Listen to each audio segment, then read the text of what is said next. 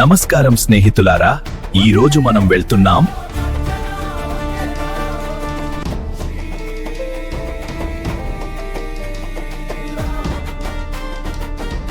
శ్రీ సీతారామచంద్ర స్వామి నివాసానికి. నా ప్రయాణం మొదలైంది.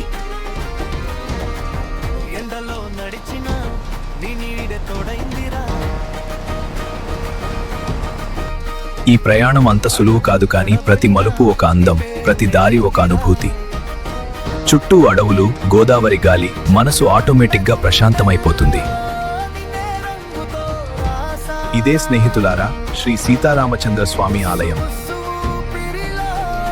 ఈ గుడిలో అడుగు పెట్టగానే ఎందుకో తెలియదు, మనసంతా నిశ్శబ్దంగా మారిపోతుంది. ఎంత మాటలున్నా రాముడి ముందరన్నీ మౌనం. దర్శనం సమయంలో ఏ కోరికలు అడగలేదు, కేవలం ఒకటి మాత్రమే, మనసుకు శాంతి ఇవ్వమని.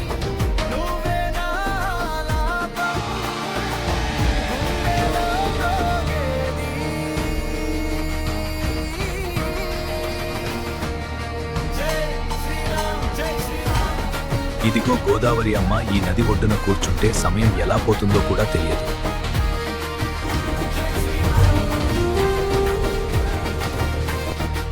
సాయంత్రం హారతి అయితే ఆ అనుభూతి మాటల్లో చెప్పలేం. భద్రాచలం వచ్చి ఈ ప్రకృతి చూడకుండా వెళ్తే ప్రయాణం అసంపూర్ణమే. నీరు, అడవులు, నిశ్శబ్దం, ఇదే నిజమైన లగ్జరీ. మన జీవితం చాలా ఫాస్ట్గా పరిగెడుతోంది, కానీ ఇలాంటి ప్రదేశాలు మనకు బ్రేక్ ఇవ్వడానికి ఉన్నాయి.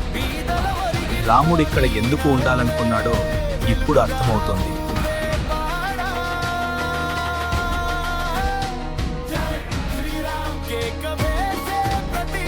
ఇక్కడ ప్రసాదం చాలా ప్రత్యేకం. చిన్న షాపులు, సింపుల్ మనుషులు, ఇదే భద్రాచలం అందం.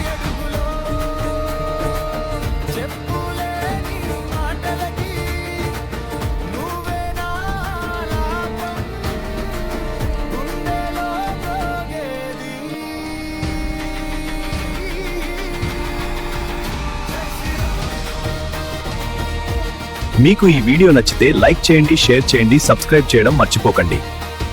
మళ్ళీ ఇంకో అందమైన ప్రయాణంతో కలుద్దాం. జై శ్రీరామ్.